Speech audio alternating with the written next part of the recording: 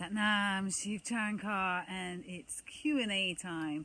So I've had some questions in. I'm going to answer two questions today. One from, I think it's Stephalagus, and the other one from Regi. So let's start with Stephalagus first. Interesting question. Stephalagus writes to me and says when she found Kundalini, she started doing the videos, started feeling better, and as can happen, fell off doing them, started not feeling so good. Family mentioned that, it had done her a lot of good, wanted to get back to it, has really long hours with really early starts, and she wants to know what poses should she avoid during menstruation, her cycle, and more to the point, what poses could she do to energize, because she's heard me saying in my videos, and the first 3 days of your cycle, don't do breath of fire. What she's really concerned about is doing harm to her body. So she asks, what can she do?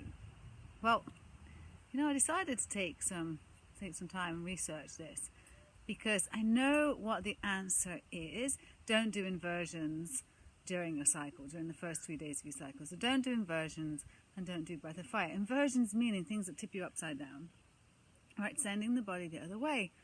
Well, I could see that when we're talking about prana and apana, life force and eliminating force, that at the time of our cycle, we are eliminating. So we're in the downward flow as opposed to trying to draw up and bring that energy up. So that's two opposing energetics going on there. So that's one of the reasons why we say, the yogis say, it's been handed down, not to do inversions during a cycle.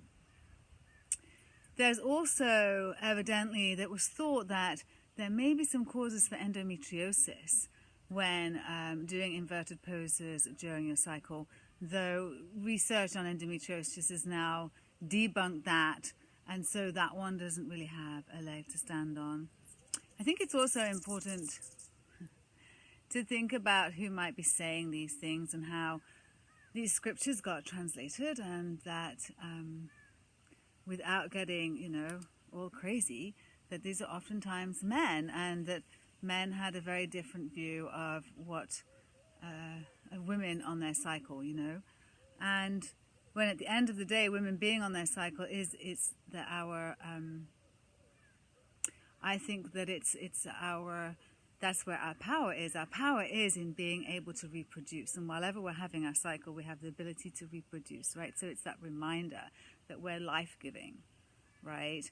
And so the other thing about when we're thinking about what poses to do is, a very Western mind would be, okay, what can I do? What can't I do?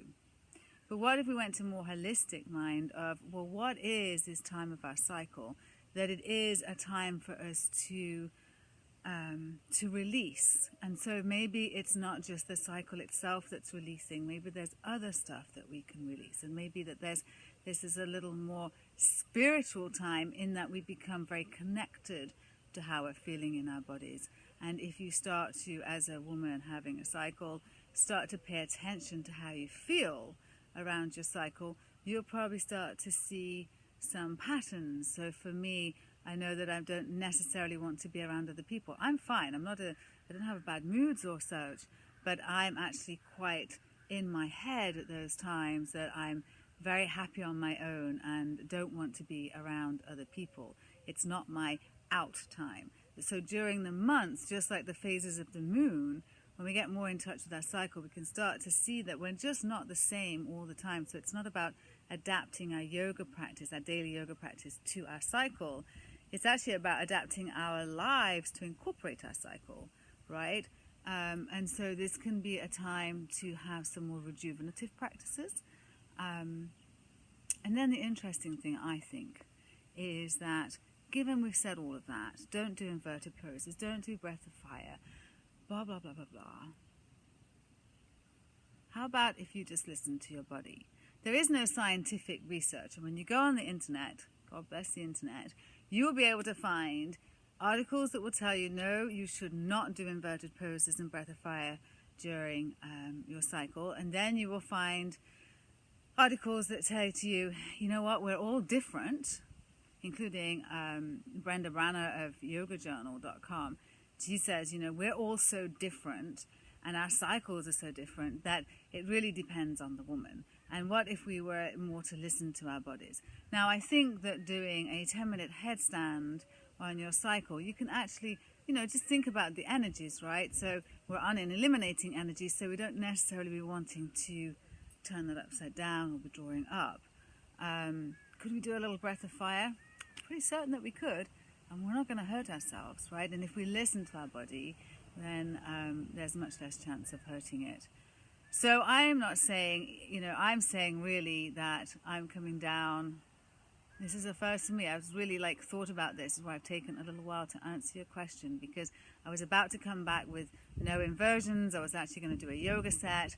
And then I realized that, hold on a minute, I want to get convinced of why, and I haven't been able to, with my lawyerly research skills, have not been able to satisfy myself that categorically you shouldn't do any of these things. However, I do feel that you want to take your practice to a sacred place. It's very easy to do during a cycle, and that you could just have a little more reverence for yourself and your practice and be quieter. I hope that helps. I'd love to know. I don't think you're going to break your body, so I don't think that it matters. And if you want something to energize you, you know, a quick set to energize you would be spinal flex, right? Followed by pelvic grind, followed by right nostril breathing. And do those three things. And that would be a pretty good start. So, and none of those things have any contraindications anyway, whether we're going to assume those or not. Okay, I hope that helps. And you know, let me know down below even if that wasn't your question. Let me know, what do you think? How does that sit with you? And do you question what we're told? Because, you know, we're living a very, very different life in a very different way to when these yogas were handed down. And like I say, through translations and through interpretations and all of that, you know, we come to these conclusions. So sometimes we've got to look at them and we've got to say, how does that sit with me? So I'd love to know how that sits with you. And then Regi, what's up, Regi? So Regi was joined us on the 120-day meditation. And I saw that Regi just left us a comment tonight. So if you do have a question, leave it for me and I will do it. She had just done the yoga class to become crystal clear. We've got this recorded as a next level Kundalini class for $11 a month. Get 4 classes. It's an awesome one.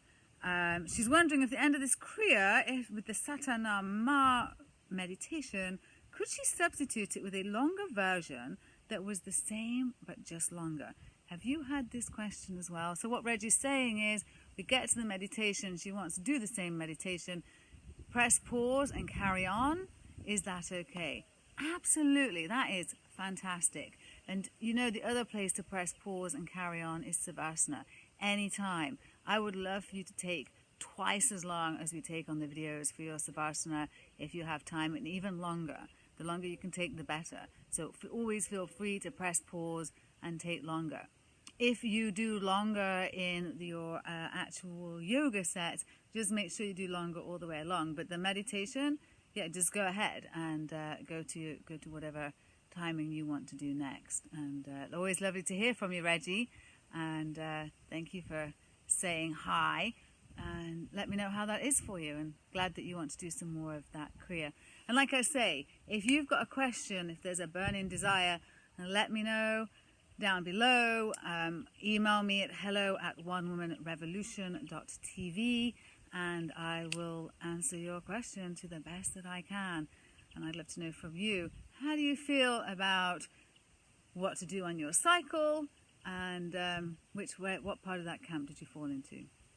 Much love to you. Subscribe to the channel if you haven't already. And like I said, if you come over to patreon.com/holler, check out the Angels 11 reward tier. And you can get a whole lot more over there And things like the Kriya to become crystal clear, you can get a really nice, cleanly recorded version without all the stuff at the beginning, at the end, and a lot more yoga. And it's really fabulous. You get 4 new classes every single month. Come join me for that. Patreon.com/holla. This is Shiv with the Feel Better Way. There are many ways to live. Why not choose the way that feels better?